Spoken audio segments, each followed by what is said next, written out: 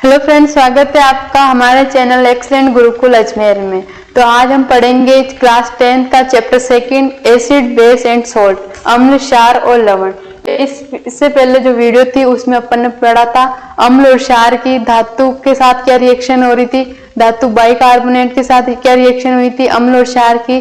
तो आज इसमें अपन देखेंगे कि अम्ल और क्षार की धात्विक ऑक्साइडों के साथ क्या रिएक्शन हो रही है। उसके बाद में अपन देखेंगे कि सारी रिएक्शन होगी, धातु के साथ होगी, धातु बाइकार्बोनेट के साथ होगी, धातु ऑक्साइड के साथ होगी।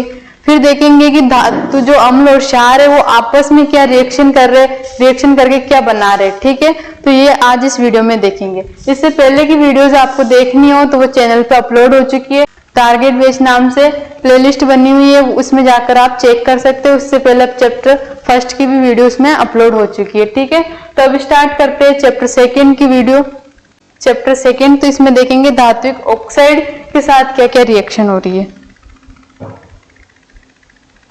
तो ये इसमें है कि अम्ल के साथ धात्विक ऑक्साइडों की अभिक्रिया, जो अम्ल है उसकी धात्विक ऑक्साइडों के साथ क्या रिएक्शन होगी। ठीक है, तो इसमें रिएक्शन होगी, धात्विक ऑक्साइड होगा, उसमें क्या होगा, अम्ल की रिएक्शन होगी तो वो क्या बनाएगा, लवण और जल बनाएंगे।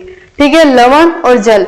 इससे पहले अम्ल की किससे रिएक्शन हो रही है, धात्विक ऑक्साइड के साथ रिएक्शन हो रही है। तो ये धात्विक ऑक्साइड के साथ रिएक्शन होती है, क्या है, अम्ल है, ये क्या है, क्षार है। तो दोनों रिएक्शन करके क्या बनाएंगे, लवण और जल बनाएंगे, लवण और जल बनाएंगे। ठीक है, तो इसमें ये देख लिया धात्विक ऑक्साइड के साथ रिएक्शन करके अम्ल क्या बना रहा है, लवण और जल। लवण मतलब कि NaCl, जिसमें क्या सोल्ट है, इसके साथ और भी लवण बन सकते हैं। H2O क्या होता है, जल होता है। तो ये अपने पास में प्रोडक्ट में प्राप्त होंगे।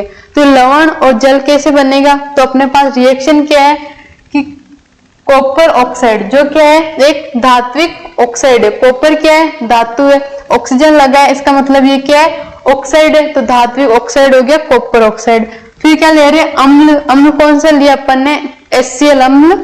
ठीक है, HCl अम्ल के साथ रिएक्शन हुई तो फिर क्या बनाएगा, ये लवण और जल बनाएगा। लवण और जल बनाएगा तो कॉपर क्लोराइड क्या है यहाँ पर, कॉपर और क्लोराइड क्या है यहाँ पर, लवण है, और H2 क्या है, जल है। अब देखो ये कॉपर, लवण और जल कैसे बना है। तो देखो जो धात्विक ऑक्साइड है, तो जो Cu है उस पे तो क्या होता है, पॉजिटिव चार्ज होता है, और ऑक्सीजन पे क्या होता है, नेगेटिव चार्ज होता है। ऑक्सीजन पे क्या होता है, नेगेटिव चार्ज है। और यहाँ पर जो हाइड्रोजन है उसके पास होता है पॉजिटिव चार्ज, और क्लोरीन होता है उसके साथ होता है नेगेटिव चार्ज। तो जो पॉजिटिव चार्ज है वो किसके साथ जुड़ेगा, नेगेटिव चार्ज के साथ। तो ये पॉजिटिव चार्ज है वो किसके साथ जुड़ेगा, नेगेटिव चार्ज के साथ। और जो नेगेटिव चार्ज है वो किसके साथ जुड़ेगा, पॉजिटिव चार्ज के साथ। तो ये देखो कॉपर किसके साथ जुड़ गया, क्लोराइड के साथ में रिएक्शन कर ली।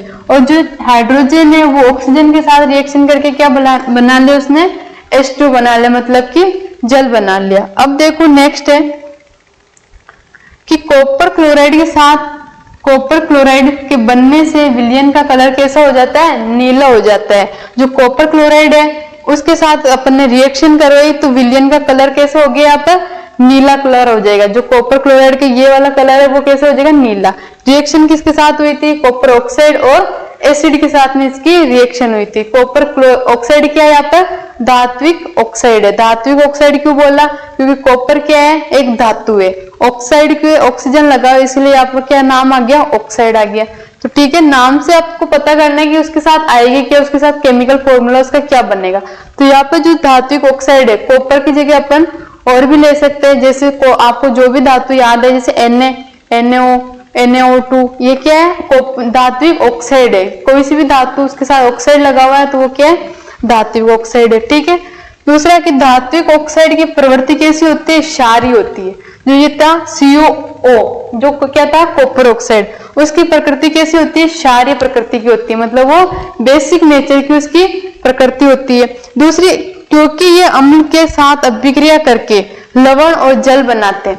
अम्ल और क्षार आपस में अभिक्रिया क्या करके क्या बनाते हैं, लवण और जल का निर्माण करते हैं। तो अब देखो यहाँ पर अम्ल तो हो गया HCl, और जो कॉपर ऑक्साइड है वो क्या होगा, क्षार होगा। तो अम्ल और क्षार मिलकर क्या बना रहे हैं, लवण और जल बना रहे। इसकी रिएक्शन उदासीनीकरण रिएक्शन होती है, वो आगे देखेंगे इसी वीडियो में। तो अभी ये देखो ये हो गई इसकी रिएक्शन। अब क्या देखो, जो कॉपर ऑक्साइड लिया था अपन ने, कि वो क्या था, धात्विक ऑक्साइड, उस धात्विक ऑक्साइड की जगह अपन और क्या ले सकते हैं, कॉपर ऑक्साइड तो ले लिया था, मैग्नीशियम ऑक्साइड ले सकते हैं। मैग्नीशियम ऑक्साइड क्या है यहाँ पर, मैग्नीशियम क्या है, एक धातु है, तो इस मैग्नीशियम ऑक्साइड के साथ भी इसकी रिएक्शन करवा सकते हैं। ठीक है, तो ये हो गया अम्ल के साथ रिएक्शन। अब देखेंगे अधात्विक ऑक्साइड की क्षारों के साथ क्या अभिक्रिया हो रही है। जहां अम्ल आया था वहां पर तो क्या था, धात्विक ऑक्साइड, और जहां क्षार आ गया वहां पर क्या आ गया, अधात्विक ऑक्साइड। तो क्षार की अभिक्रिया किसके साथ होगी, अधात्विक ऑक्साइड, मतलब कि नॉन मेटलोइड के साथ में होगी।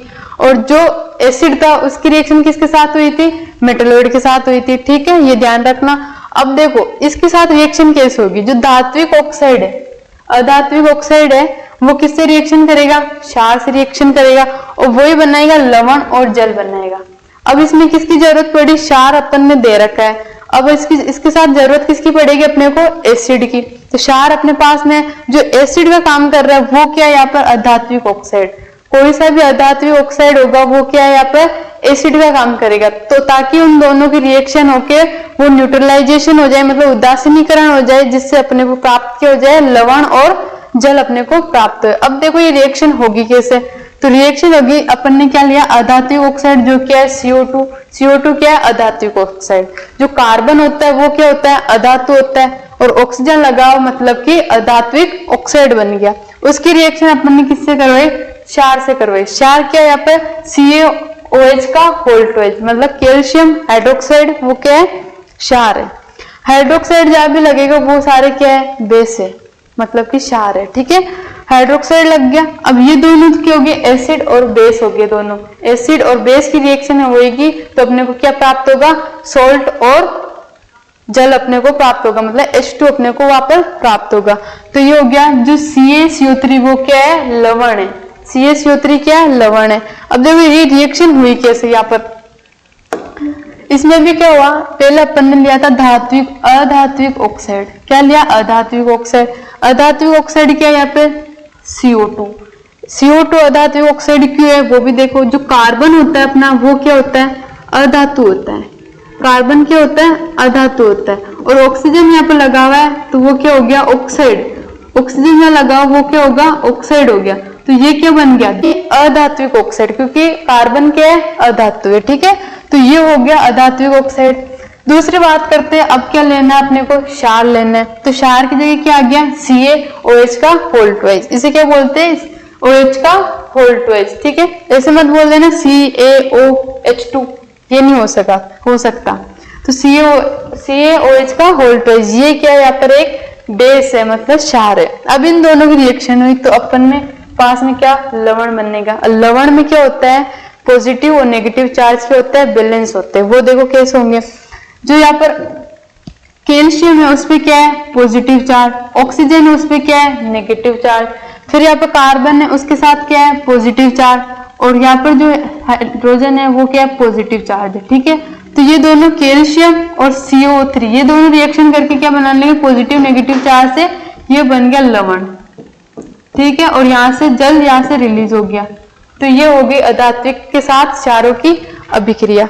अब देखते हैं नेक्स्ट कि अधात्विक ऑक्साइड की प्रवृत्ति में अम्लीय होते हैं। जो अधात्विक ऑक्साइड होते हैं वो क्या होते हैं, अम्लीय प्रवृत्ति के होते हैं, मतलब कैसा नेचर होता है, एसिडिक उनका नेचर होता है, तथा विद्युत धारा का प्रवाहित करते हैं। अब देखो विद्युत धारा का प्रवाहित वहां पर भी होगा जहां एसिड की रिएक्शन किसके साथ हो रही थी, धातु के साथ हो रही थी, क्योंकि विद्युत का प्रवाह होने के लिए क्या जरूरी है, आयंस जरूरी है। आयंस जरूरी है मतलब पॉजिटिव और नेगेटिव चार्ज वहां पे प्रेजेंट होना चाहिए। तो ये क्या होता है, जो अधात्विक ऑक्साइड वो क्या है, अम्लीय है, अम्ल होगा। अम्ल की रिएक्शन किसके साथ कराएंगे, क्षार के साथ, तो लवण और जल प्राप्त होगा। अगर वहीं पर वो क्या हो रहा था, क्षार था, तो वहां पे जो क्षारीय अम्ल के साथ रिएक्शन हो रही थी तो वहां पे क्षारीय प्रवृत्ति का क्या था, धात्विक ऑक्साइड वहां क्या था, क्षारीय प्रवृत्ति का, और यहाँ पर अधात्विक क्या है, अम्लीय प्रवृत्ति का, ताकि इन दोनों की रिएक्शन होकर अपने को क्या प्राप्त हो, लवण और जल प्राप्त हो। अब देखो ये लवण और जल प्राप्त हो रहे, वो रिएक्शन अपनी होती है उदासीनीकरण अभिक्रिया होती है, तो वो भी देखेंगे। अम्ल और क्षार की क्या होगी, अब अम्ल व क्षार की परस्पर अभिक्रिया, मतलब अम्ल और क्षार है वो भी क्या करेंगे, अब आपस में रिएक्शन करेंगे। आपस में जैसे धातु के साथ रिएक्शन हो गई, अब क्या करेंगे, जो एसिड और बेस है दोनों क्या है आपस में रिएक्शन करेंगे। रिएक्शन क्यों कर रहे हैं, क्योंकि अम्ल के जो गुण हैं वो क्षार खत्म कर दे और क्षार के जो गुण है वो अम्ल खत्म कर दे, ताकि वो दोनों मिलकर क्या बन जाए, उदासीन हो जाए, वो न्यूट्रल हो जाए, ताकि उसमें अम्ल और क्षार का कुछ भी अपने को गुण प्राप्त नहीं होता। वो न्यूट्रल होंगे, वो क्या होगा, अपना सोल्ट होएगा और नमक होएगा। तो देखते हैं वो रिएक्शन कैसे होएगी। अम्ल और क्षार के दोनों की रिएक्शन अपन करवाएंगे तो अपने को क्या प्राप्त होगा, लवण और जल प्राप्त होगा। ठीक है, ये देख लिया। अब इसकी रिएक्शन है ये होगी कैसे, उदासीनीकरण अभिक्रिया। जो ये रिएक्शन हो रही है, अम्ल और क्षार दोनों आपस में मिलेंगे तो लवण और जल का निर्माण करेंगे। तो उस रिएक्शन को, उस अभिक्रिया को अपन क्या बोल रहे हैं, उदासीनीकरण अभिक्रिया। ठीक है, न्यूट्रलाइजेशन रिएक्शन इसको बोलते हैं।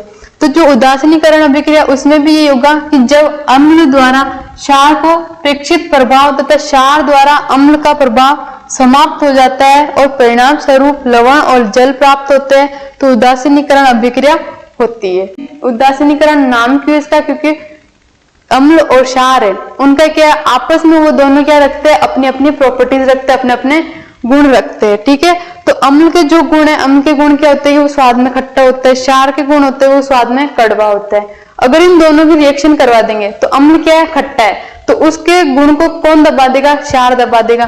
क्षार क्या है, कड़वा है, तो उसके गुण को कौन दबा देगा, अम्ल दबा देगा। और वो दोनों आपस में रिएक्शन करके क्या बना लेंगे, एक लवण का और एक जल का निर्माण करेंगे। तो वो अभिक्रिया अपनी क्या कहलाएगी, उदासीनीकरण अभिक्रिया। ठीक है, ये समझ में आ गया आपको, अम्ल की और क्षार की अभिक्रिया हो रही है तो वो क्या कहलाएगी, उदासीनीकरण अभिक्रिया। अब देखो उदाहरण क्या क्या इसके, कि जैसे NaOH क्या अपना क्षार है, NaOH क्या यहाँ पर क्षार है, NaOH क्या है, ये क्षार है। ठीक है, इसकी रिएक्शन किसके साथ करें अपन ने, HCl, वो क्या है यहाँ पर अम्ल है, HCl क्या है, अम्ल है। इसकी रिएक्शन करवाने पर अपने को प्राप्त क्या हुआ, NaCl जो क्या है लवण, और साथ में प्राप्त हुआ H2 जो क्या है जल।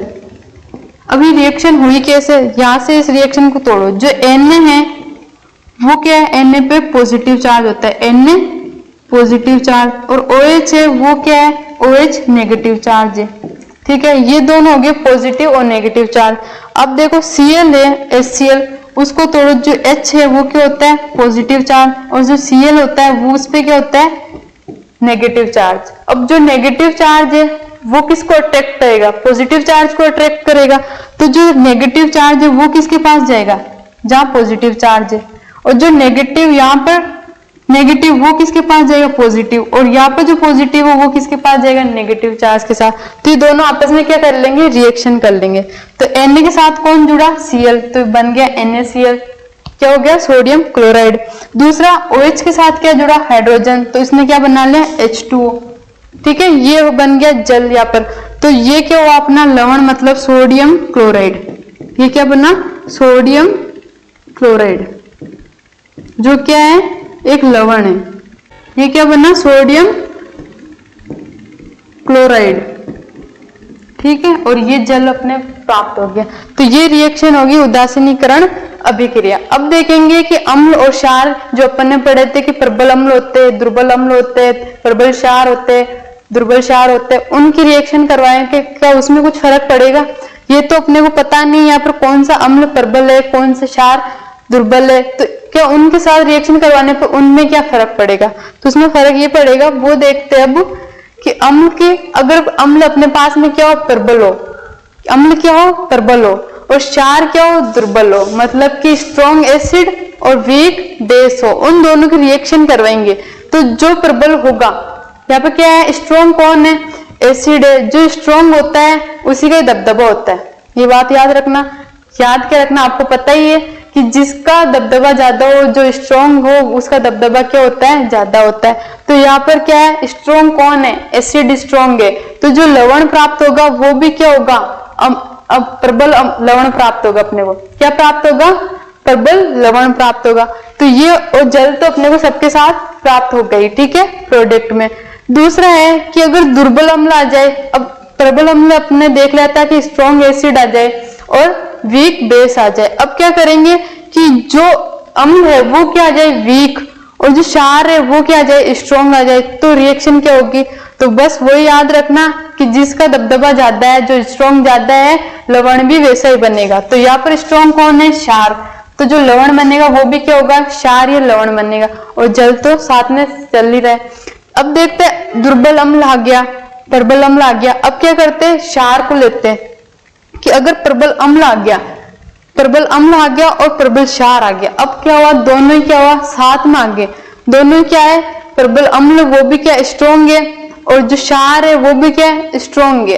अब किसका दबदबा होगा, अब कोई किसकी चलेगी, तो अब यहाँ पर किसी की नहीं चलेगी, ये दोनों आपस में मिलकर क्या हो जाएंगे, न्यूट्रल हो जाएंगे, और क्या बनाएंगे, उदासीन लवण बनाएंगे। ठीक है, यहाँ पर किसी का कोई प्रभाव नहीं रहेगा, वो क्या हो जाएगा, उदासीन हो जाएंगे, तो वहां पर उदासीन लवण अपने को प्राप्त होगा, और जल साथ में चल ही रहा है। अब देखते हैं कि अब देखो फोर्थ है जो क्या है कि अपने पास में प्रबल अम्ल आ गए, प्रबल क्षार आ गए। अब नेक्स्ट में क्या होगा कि दुर्बल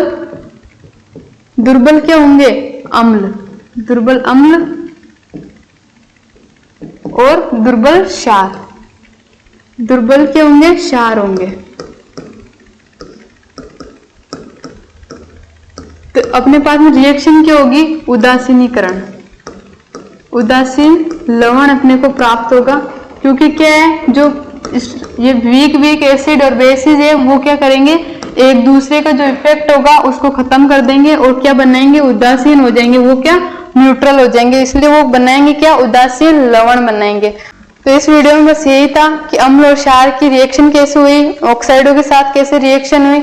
नेक्स्ट वीडियो के लिए, तब तक के लिए आप वेट कीजिए, हमारे चैनल पर बने रहिए, चैनल को सब्सक्राइब कीजिए अगर आप नए हो तो, वीडियो लाइक करें और अपने दोस्तों के साथ शेयर करें। Thank you.